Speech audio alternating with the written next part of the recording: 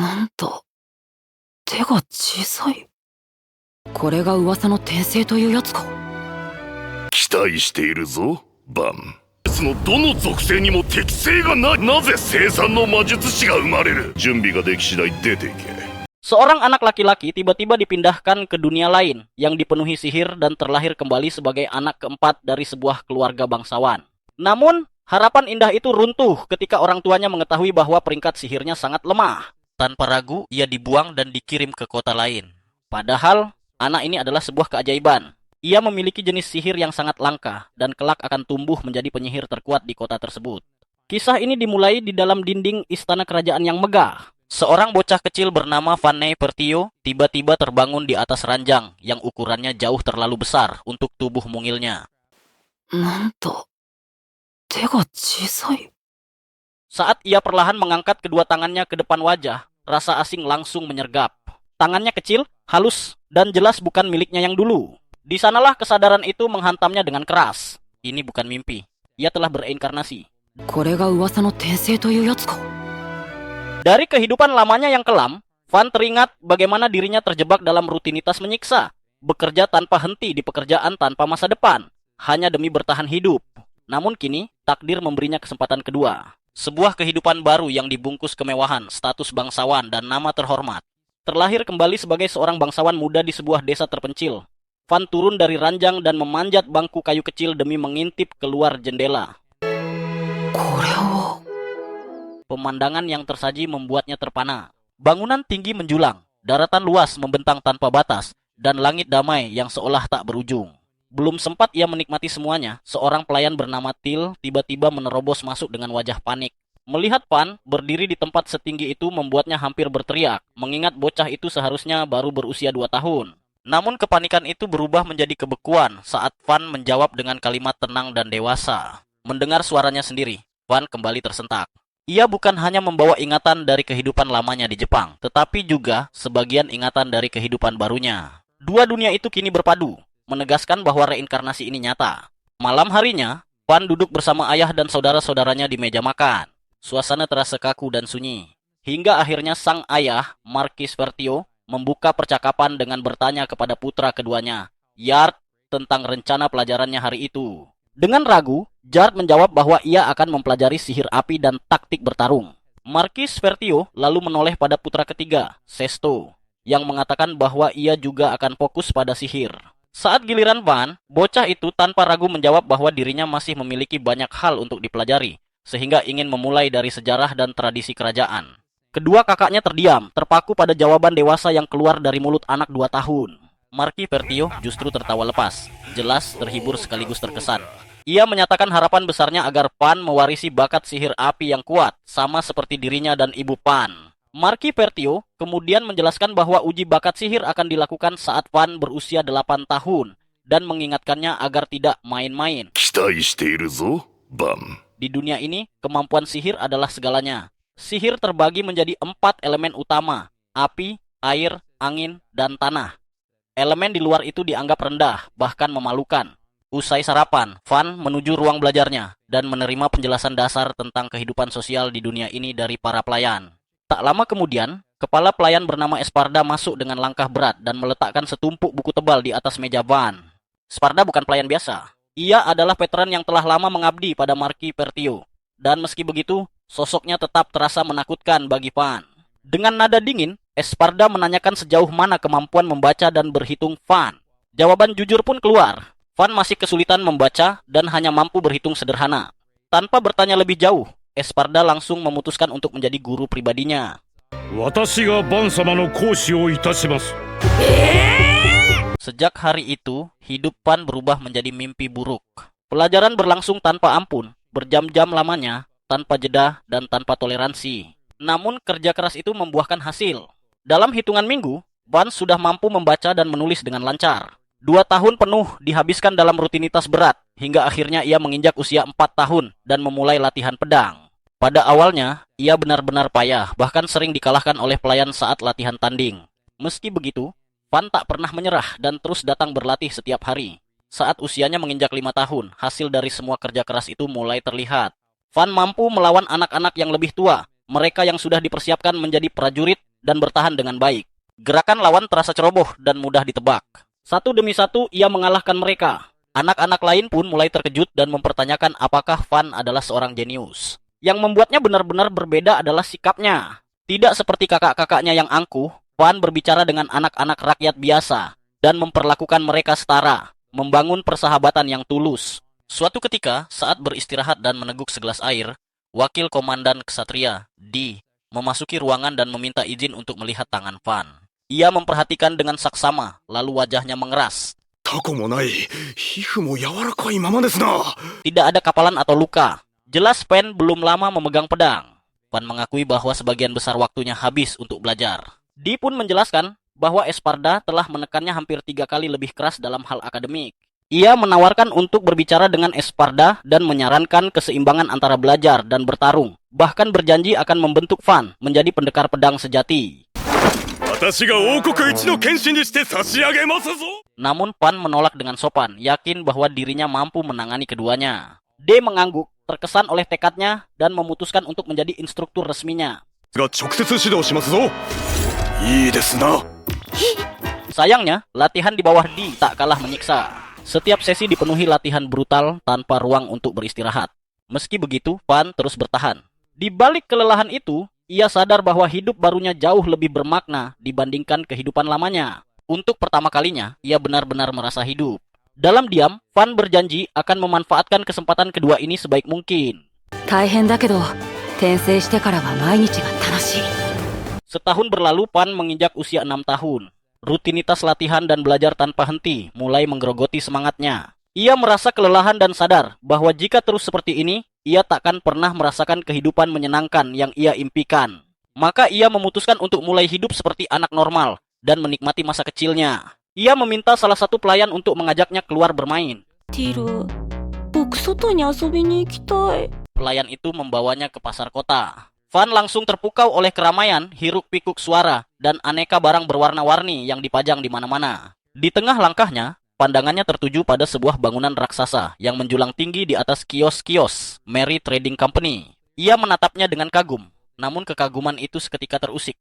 Di hadapannya, seorang anak kecil dengan tangan terbelenggu dirantai diseret paksa melewati kerumunan. 早く来い。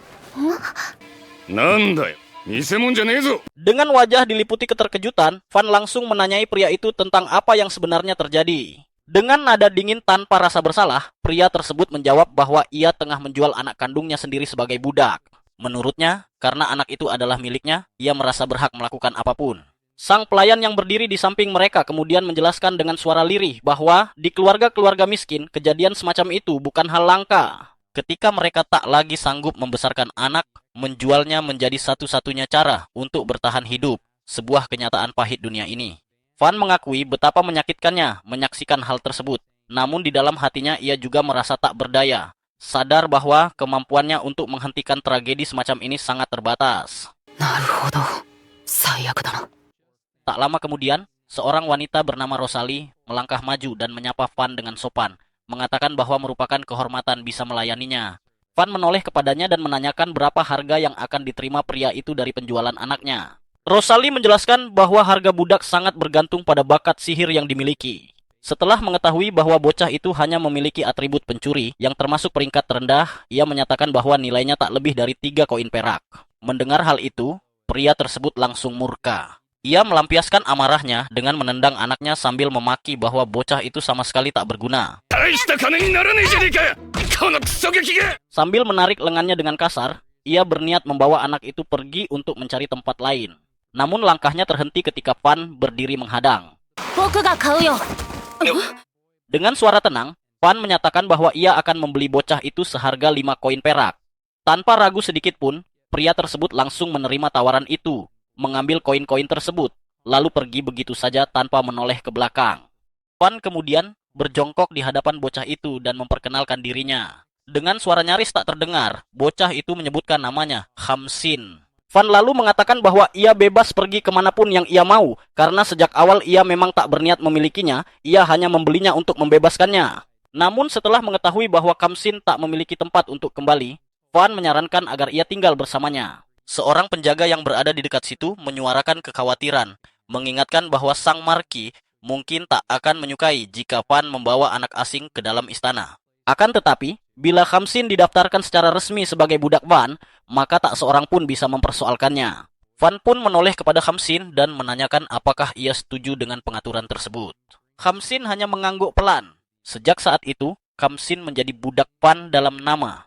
Rosalie kemudian mengingatkan bahwa sebelum semuanya sah, mereka harus menjalani ritual pengikatan budak. Van dan Khamsin mengulurkan tangan mereka secara bersamaan.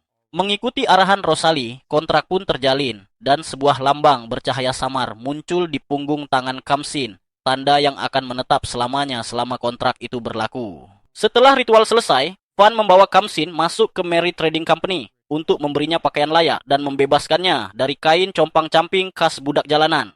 Beberapa hari kemudian, kembali di dalam istana kerajaan, Van tengah menikmati momen langka ketenangan sambil bersiap menyantap sepotong kue. Namun baru saja kue itu mendekati mulutnya, Khamsin masuk ke ruangan dan melaporkan bahwa Di telah datang untuk latihan. Van langsung membeku. Tanpa berpikir panjang, ia menyerahkan kue itu kepada Khamsin sebagai suap, memintanya keluar, dan menyampaikan bahwa dirinya sedang tidak tersedia, karena membayangkan sesi latihan kejam Di saja sudah membuatnya gentar. Khamsin mengangguk dan pergi menyampaikan pesan itu, membuat Di tampak jelas kecewa. バン様はいないみたいです。なんとお主なぜ口元に食べかすがある。食べかすなんてありません。さては買収されおったな。僕はバン様の奴隷ですから。 Namun, karena sudah terlanjur datang dan penuh semangat untuk melatih seseorang, Di justru menarik Khamsin dan mulai melatihnya dengan keras. 2 tahun berlalu dan akhirnya Van mencapai ulang tahunnya yang ke-8, usia di mana setiap anak bangsawan diuji bakat sihirnya. Kabar tentang ujian ini menyebar cepat ke seluruh wilayah, memancing rasa penasaran para bangsawan, pelayan, penjaga, bahkan pedagang biasa. Semua orang menaruh harapan besar pada Van, terlebih karena kedua orang tuanya adalah penyihir api yang luar biasa. Ayahnya, Marquis Vertio, sangat yakin bahwa Van setidaknya akan mewarisi afinitas api. Namun pada hari ujian, seluruh aula terdiam membisu. Bertentangan dengan semua ekspektasi, Van tak menunjukkan afinitas pada api, air, angin maupun tanah. Satu-satunya bakat sihir yang ia miliki adalah sihir produksi, kemampuan yang berada di peringkat paling rendah dan kerap dicemu sebagai sihir paling tak berguna. のどの属性にも適性がない。なぜ生産の魔術師が生まれる。 Suasana menjadi dingin. Wajah Marquis memerah oleh amarah dan kekecewaan. Tanpa peringatan, ia mencabut pedangnya dan menerjang maju, berniat menebas Van. Saat itu, Van membeku, tak mampu berbicara atau bergerak, pikirannya kosong sepenuhnya. Tepat sebelum pedang itu jatuh, Mursia, putra sulung, melangkah ke depan dan menahan serangan tersebut. どうしたムルシア。 Demi mencegah pertumpahan darah, Mursia mengusulkan jalan lain. Ia menyarankan agar Van ditugaskan mengelola sebuah desa terpencil yang baru saja berada di bawah kendali keluarga mereka. Desa itu terisolasi, tertinggal, dan penduduknya belum bersumpah setia. Dengan mengirim Van sebagai penguasa barunya, wilayah itu bisa distabilkan sekaligus menyingkirkan Van dari pusat perhatian. Marquis terdiam sejenak, lalu perlahan menurunkan pedangnya. Setelah berpikir, ia mengangguk setuju dan menyatakan keputusan itu masuk akal. Tanpa menatap Van, ia memerintahkan bahwa mulai saat itu Van akan memerintah tanah tersebut, lalu menyuruhnya segera pergi, berkata dingin bahwa seseorang yang begitu tak berguna tak pantas tinggal di bawah atapnya. なるほど。準備ができ次第出ていけ。 Setelah Marquis pergi, Mursia membungkuk dalam-dalam dan meminta maaf karena telah mengajukan saran yang memalukan. 恨むなら私を恨んでくれて構わない。 Namun, Van menghentikannya, mengatakan tak perlu ada permintaan maaf, karena jika Mursia tak turun tangan, nyawanya pasti sudah melayang. Keesokan paginya, Van mengemasi barang-barangnya dan bersiap menuju desa terpencil itu. Anehnya, ia justru merasa bersemangat, membayangkan tempat yang tenang dengan tanggung jawab ringan, di mana ia bisa menikmati hidup damai yang selalu ia impikan. Sayangnya, harapan itu segera pupus ketika Di dan Esparda mengumumkan bahwa mereka akan ikut serta untuk melanjutkan latihan dan pendidikannya. Van hanya bisa menghela napas panjang, membayangkan mimpi buruk yang menantinya. Seolah belum cukup, pelayan favoritnya pun bersikeras ikut menolak berpisah darinya.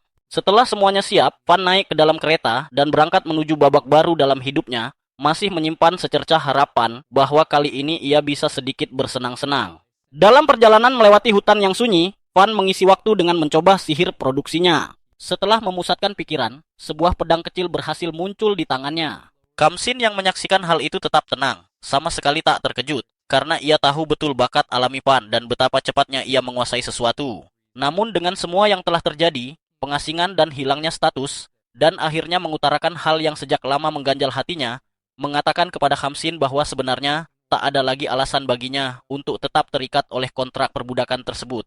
Jika Khamsin merasa tak ingin melanjutkan perjalanan atau mulai tak nyaman berada di sisinya, Van dengan lapang dada menyatakan siap memutus kontrak dan membiarkannya hidup bebas memilih jalannya sendiri. Namun gagasan itu langsung dipatahkan mentah-mentah. Tanpa ragu sedikit pun, Khamsin menegaskan bahwa keputusan ini sudah ia ambil dengan penuh kesadaran, bukan karena dorongan sesaat.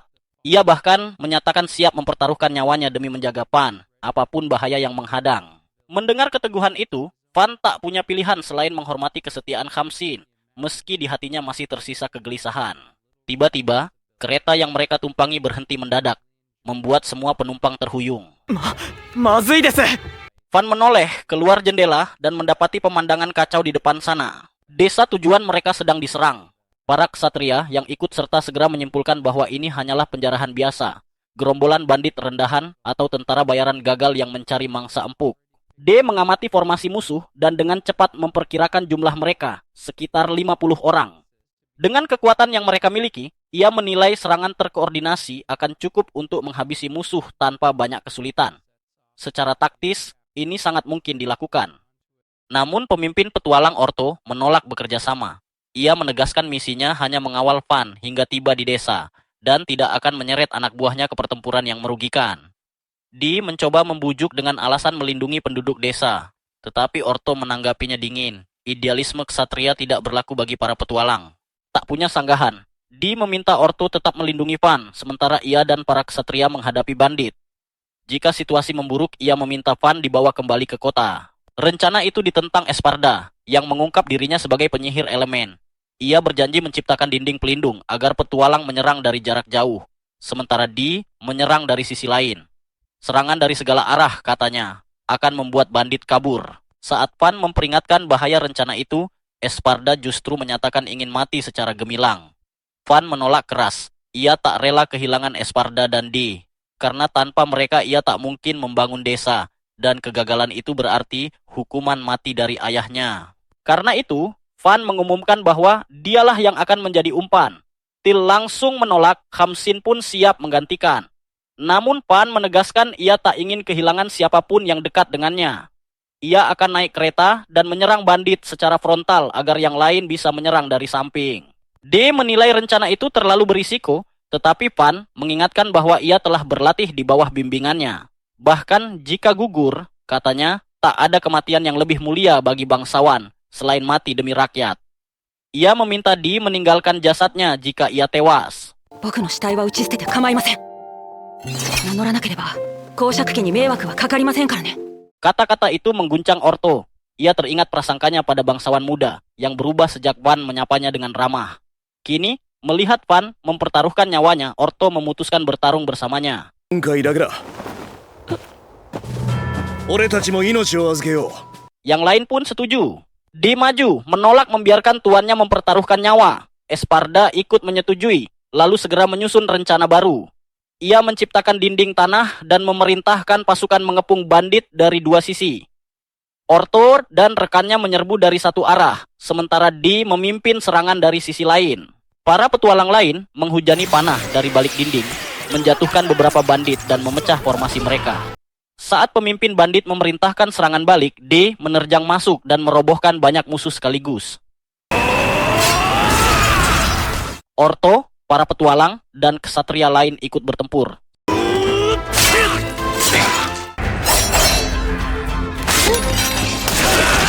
Sementara aura mengerikan D membuat para bandit kocar-kacir. Menyadari kekalahan, pemimpin bandit nekat menyerang orang-orang di balik dinding. Orto mencoba memperingatkan, tetapi terlambat. Bandit raksasa bermata satu itu mengayunkan kapaknya ke arah penyihir berambut hijau. Untungnya Van muncul tepat waktu, mengejeknya, menyelinap di antara kakinya, lalu menebas lututnya hingga tumbang. Khamsin melompat masuk, memanfaatkan kapak lawan untuk melancarkan serangan penutup yang menghancurkan. Tak lama, semua bandit berhasil ditangkap tanpa korban di pihak Van. Orto puas dan menyatakan tugas mereka selesai setelah bayaran diterima. Namun ia tertarik pada Van, melihat potensi besar dalam dirinya, dan menawarkan tinggal lebih lama di desa tanpa nama itu.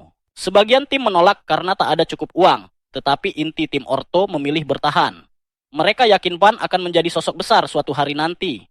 Sementara itu, Till memarahi Pan karena terlalu ceroboh dan memintanya tak lagi mempertaruhkan nyawa. Kemudian Di memberitahu bahwa penduduk telah berkumpul di gerbang desa. Van melangkah masuk dengan bangga, namun harapannya memudar saat melihat desa yang lemah dan terlantar. Kepala desa menyambutnya dan berterima kasih. Ketika Van bertanya apakah serangan sering terjadi, sang kepala desa mengangguk. Serangan sudah berkali-kali terjadi sepanjang tahun ini. Saat Van bertanya alasannya, kepala desa menjelaskan bahwa dulu desa ini rutin dipatroli ksatria. Namun, sejak masuk wilayah keluarga Pertio, tak ada lagi perlindungan. Van meminta maaf dan berkata ayahnya belum menyadari nilai desa kecil, yang justru memicu kemarahan warga. Mereka merasa bangsawan mengabaikan desa karena pajaknya kecil. Dengan tenang, Van menegaskan bahwa kemarahan tak akan menyelesaikan masalah. Ia mengatakan akar persoalan ada pada hukum pendiri kerajaan, dan jika ingin melindungi desa, mereka harus bertindak.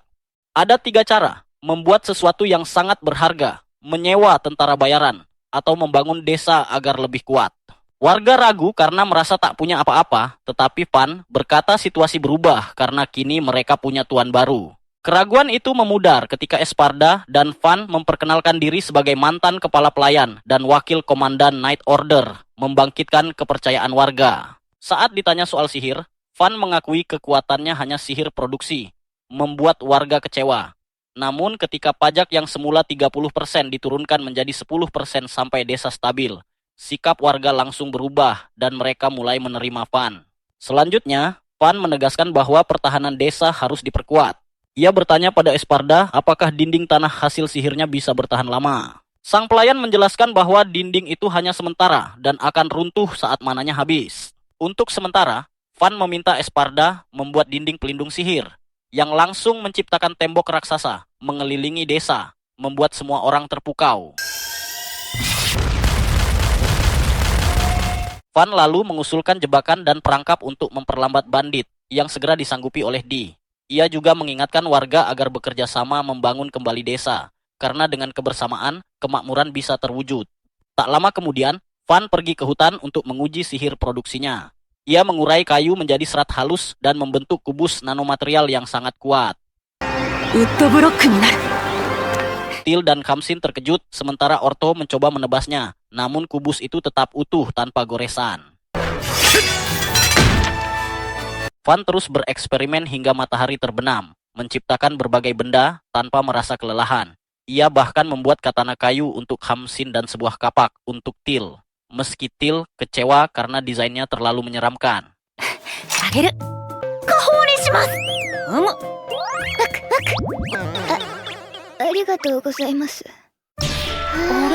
Malamnya, Van merenung di depan api unggun, menyadari perlunya fasilitas dasar sebelum membangun desa lebih jauh.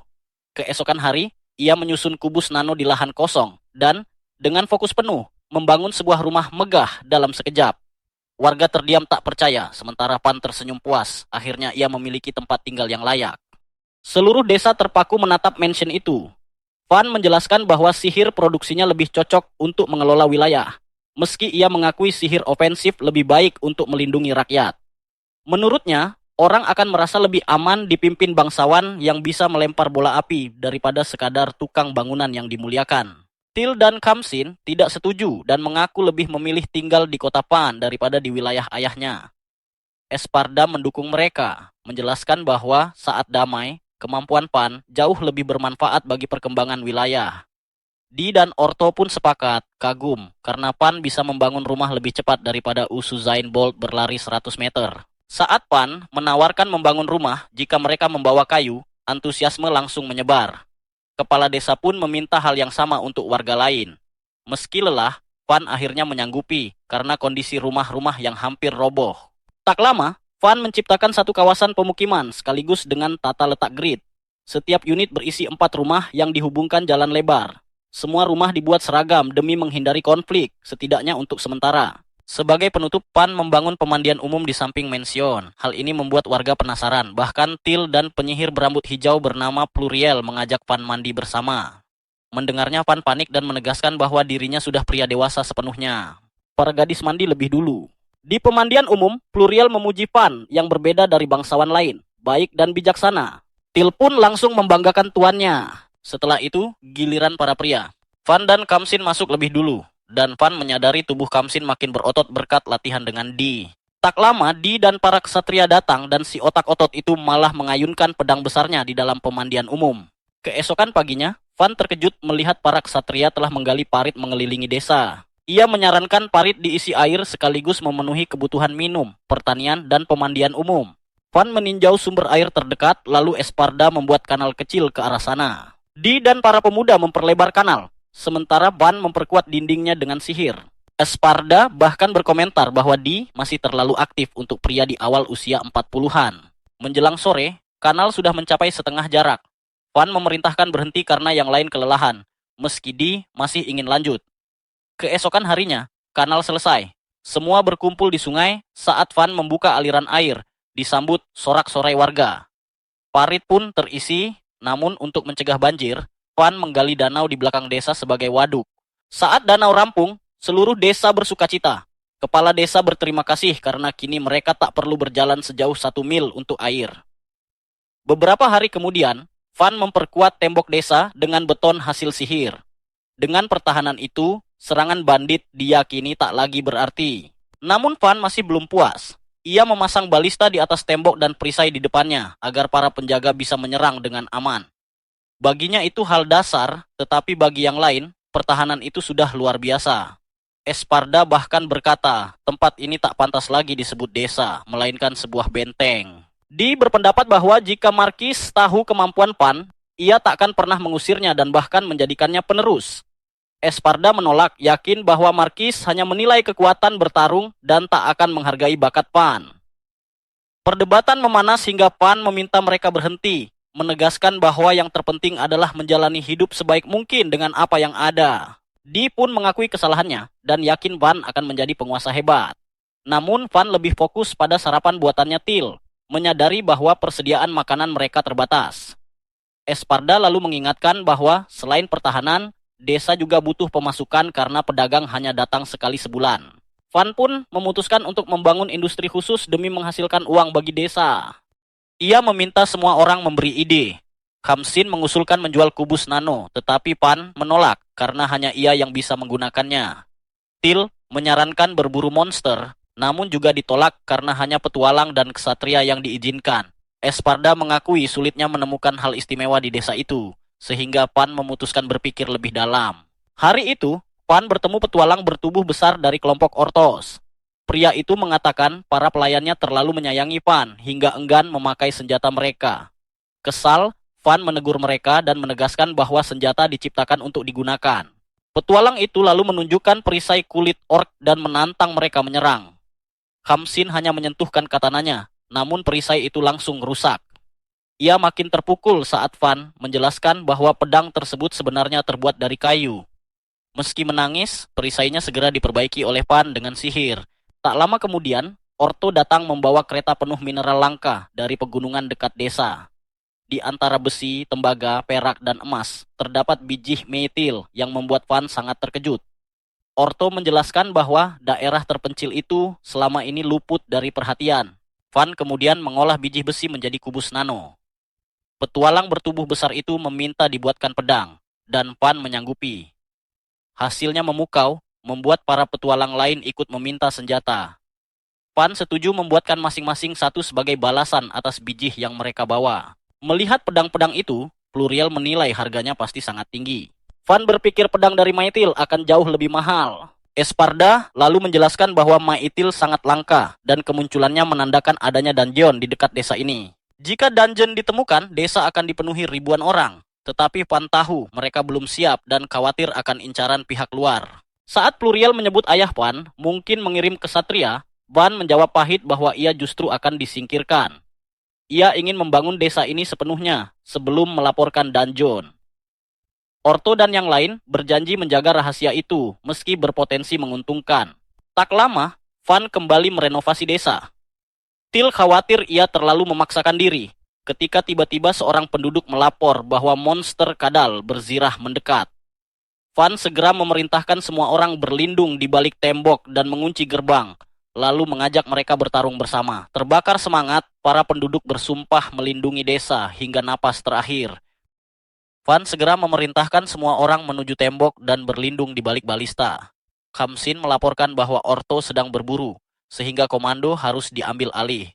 Van sempat ingin naik ke tembok, tetapi Till menahannya dengan mata berkaca-kaca, membuatnya mengurungkan niat. Ia pun memerintahkan Di naik ke tembok untuk memantau situasi, sementara ia sendiri mengatur strategi dari bawah.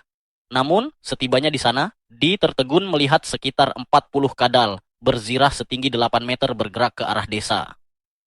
Ia panik, bahkan satu monster saja biasanya butuh banyak kesatria veteran.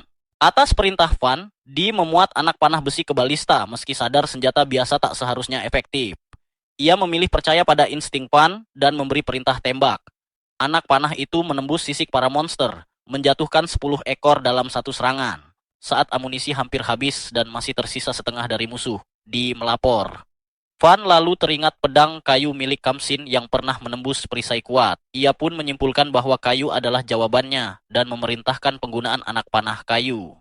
Para ksatria menganggap perintah itu konyol, mana mungkin kayu menembus kulit monster sekeras baja. Namun Di membungkam mereka. Van sudah berkali-kali membuktikan dirinya benar, dan kali ini Di kembali memilih percaya. Ia memerintahkan penduduk desa menembakkan anak panah kayu. Hasilnya mengejutkan, meski tertahan, anak panah itu cukup dalam untuk merusak organ vital para kadal dan membunuh mereka seketika. Yakin akan kemenangan, Di memerintahkan serangan lanjutan sambil berseru bahwa malam itu mereka akan berpesta daging kadal. Tak lama, sisa monster pun musnah. Kemenangan itu segera dilaporkan Di pada Pan. Sorak-sorai menggema di seluruh desa. Till memeluk Pan, sementara ia sendiri masih tercengang bahwa senjata kayu buatannya mampu mengalahkan monster sekuat itu. Di atas tembok, para ksatria mencatat tak ada korban dan amunisi masih berlimpah, membuat Di sedikit kecewa karena pertempuran berakhir terlalu cepat, sekaligus kagum pada kemampuan Pan. Tak lama kemudian, penduduk mulai mengolah bangkai kadal di bawah arahan kelompok Orto. Mereka menyarankan agar bagian berharga disimpan untuk dijual, sementara daging diawetkan. Berkat pisau buatan Pan, pekerjaan berat itu selesai jauh lebih cepat. Melihat tumpukan daging, Van memutuskan mengadakan pesta besar.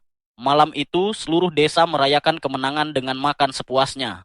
Kelompok Orto memuji senjata Van, membuat Di cemburu dan meminta dibuatkan pedang, bahkan menawarkan cek kosong. Para ksatria lain pun ikut meminta. Dengan malu, Van menolak bayaran dan berjanji akan membuat perlengkapan setelah urusan desa selesai. Orto lalu menjelaskan bahwa satu kadal berzirah biasanya bernilai 20 koin emas, namun hasil realistisnya sekitar 8 koin emas. Jumlah itu tetap besar, dan Van pun kewalahan membayangkan penggunaannya. Sayangnya, Esparda membawa kabar buruk. Jika sebuah desa menghasilkan lebih dari 100 koin emas, maka setengahnya wajib diserahkan sebagai pajak kepada Markis. Mendengarnya, Van merasa seperti baru tertipu kripto dan bahkan sempat bertanya soal penggelapan pajak. Esparda menegaskan hal itu mustahil karena volume penjualan yang terlalu besar. Harapan Van runtuh, apalagi jika ayahnya menyadari nilai desa ini, ia bisa diasingkan lagi. Namun Esparda menemukan jalan keluar, melapor ke Murcia, bukan ke Markis. Dengan begitu, prestasi mengalahkan Kadal bisa dikreditkan pada kakak Van, menutupi keterlibatan mereka, dan membuat Van tetap tinggal di desa. Keesokan harinya, dua pedagang datang dan terpukau melihat tembok raksasa desa. Van menyambut mereka dari gerbang. Mereka memperkenalkan diri sebagai Bell dan Rango dari Merry Chamber of Commerce. Di gudang, keduanya nyaris tak percaya melihat tumpukan hasil buruan Kadal berzirah. Saat Van bertanya apakah semuanya mau dibeli, jawabannya langsung, ya, mereka meminta waktu sekitar 1 bulan untuk evaluasi dan transportasi. Van setuju, bahkan memberikan daging gratis karena belum punya lemari pendingin. Ia juga menawarkan senjata buatannya. Melihat kualitasnya, kedua pedagang itu langsung menyetujui harga tanpa menawar. Saat Van meminta bantuan promosi, keraguan mereka terlihat. Ia pun menyadari mereka hanyalah pedagang pemula yang ingin memonopoli. Van menjelaskan bahwa desa ini cepat atau lambat akan ditemukan, jalurnya bisa dilacak. Meski terkejut, mereka tertarik ketika Van menyinggung cara lain untuk meraup keuntungan jauh lebih besar. Mata mereka langsung berbinar. Van menyarankan agar mereka membuka toko di desa, dan tanpa ragu keduanya menerima tawaran itu dengan membungkuk penuh terima kasih. Bahkan sebelum mereka benar-benar memahami besarnya peluang tersebut, Van sudah mewujudkan toko impian mereka dan menyatakan harapannya akan kerjasama yang menguntungkan. Tak lama kemudian, Van kedatangan dua tamu tak terduga, seorang gadis bangsawan seusianya dan seorang ksatria wanita berwibawa yang mengawalnya. Aura sang ksatria terasa tajam, bahkan ia terang-terangan berniat menilai apakah Van seorang jenius atau ancaman. Di saat bersamaan, Esparda memberi Van tugas merancang kota yang mampu menampung 10.000 penduduk. Ia menjelaskan bahwa benteng persegi adalah bentuk paling umum, namun Van memilih benteng berbentuk bintang agar pertahanan lebih efektif. Esparda pun menyukai ide itu dan membantu menyempurnakannya. Tiba-tiba, seorang ksatria berambut merah melapor bahwa utusan dari Conti Ferdinando ingin bertemu. Saat dipersilakan masuk, ternyata tamunya adalah dua wanita yang sama. Sang ksatria memperkenalkan diri sebagai Mira, seorang Viscontos, sementara gadis itu dengan gugup mengaku bernama Art, putri bungsu dari Count Ferdinando. Mira lalu menanyakan alasan kedatangan mereka. Dengan tenang, Van menjawab bahwa mereka ingin menilainya dan mungkin merekrutnya. Mira tertawa, mengakui bahwa tebakannya benar, karena Count Ferdinando mencurigai Marki sengaja mengirim putranya ke desa ini untuk memperluas pengaruh. Namun Mira menduga alasan lain. Van tidak memiliki sihir elemen. Mendengar itu, Van mengaku jujur. Ia memang tak punya sihir elemen dan tidak dikirim untuk perang apapun. Ia hanya diasingkan oleh ayahnya. Meski begitu, Mira tidak langsung percaya. Melihat perkembangan desa yang pesat, ia menduga Van membawa sekitar 5.000 prajurit untuk menjadikannya markas militer. Mendengar itu, Van tertawa dan menjelaskan bahwa ia diusir tanpa bekal, bahkan tanpa seorang pun yang mengantarnya. Saat Mira menanyakan kepala pelayan dan wakil komandan ksatria, Di menjelaskan bahwa ia datang atas kemauannya sendiri demi menyelesaikan pelatihan Van, meski mengabaikan panggilan dari ibu kota. Esparda menambahkan bahwa ia sudah pensiun dan membantu Van hanya sebagai hobi karena ingin mengabdi pada orang yang menghargai semua kalangan. Untuk menjelaskan kemajuan desa, Van memberi demonstrasi. Ia meminta Esparda membuat dinding tanah yang ia ubah menjadi dinding setara benteng. Mira terkesan, tetapi menilai dinding itu akan runtuh saat kehilangan mana. Menanggapi hal itu, Van mengubahnya menjadi beton padat dan menciptakan gerbang dari kubus nano kayu. Mira dan Art terperangah. Saat ditanya atribut sihirnya, Van menjawab santai bahwa ia hanya memiliki sihir produksi, sihir terburuk yang membuatnya diasingkan. Ucapan itu mengingatkan Art pada nasibnya sendiri. Mira pun menyampaikan tujuan keduanya. Ia ditugaskan menawarkan tangan Art kepada Van. Van segera paham bahwa Count Ferdinando ingin memastikan dirinya bukan ancaman. Namun Van menolak dengan halus. Ia tak ingin berkonflik dan hanya ingin hidup damai di desa ini. Mira mengaku sempat menentang pertunangan Art, tetapi setelah melihat potensi dan karakter Van, ia justru mendukungnya, bahkan bercanda ingin menikah dengannya sendiri. Van tentu bersemangat meski akhirnya hanya bisa menerima Art untuk saat ini. Saat dimintai pendapat, Art dengan malu-malu mengatakan, Van orang baik, tetapi belum memikirkan pernikahan. Van memintanya mengambil waktu. Mira lalu memutuskan bermalam agar Art bisa berpikir tenang. Ketika ditanya soal kamar dimension, Van malah membangun penginapan khusus untuk mereka. Usai makan malam, Van mencoba mengenal Art lebih dekat. Gadis itu bercerita tentang kesukaannya pada bunga dan boneka, lalu dengan ceria mengajak Van melihat koleksinya di kereta. Malam itu, Van mengantar mereka ke penginapan. Mira sengaja meninggalkan Van dan Art berdua sebelum kembali ke kamarnya. Setelahnya, Van pulang ke mansion, tempat Esparda menyimpulkan bahwa jika Count Ferdinando mengirim putrinya untuk menikah dengan penguasa desa tak bernama, maka Art kemungkinan juga bukan penyihir elemen. Saat itu Van menyadari Art mungkin sama-sama diasingkan seperti dirinya. Ia pun berniat membiarkannya tinggal di desa ini, bahkan tanpa pertunangan.